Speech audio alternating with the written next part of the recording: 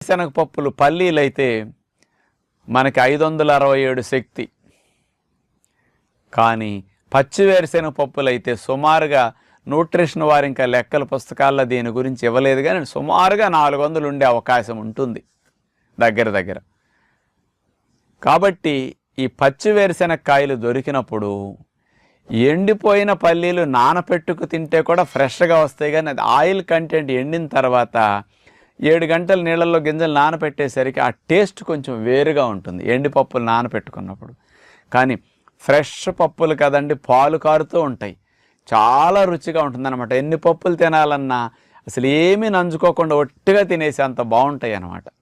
పచ్చి వేరుశెనగకాయలు ఉడకేసి అమ్ముతుంటారు మీకు బస్ స్టాండ్లో, రైల్వే స్టేషన్లో, అక్కడక్కడ రోడ్ల మీద కూడా. కొంతమంది పచ్చి వేరుశెనగకాయలని కాల్చి అమ్ముతుంటారు నొప్పుల మీద. ఆ రెండు టేస్ట్గా ఎంజాయ్ చేయడానికి ఎప్పుడన్నా తినండి.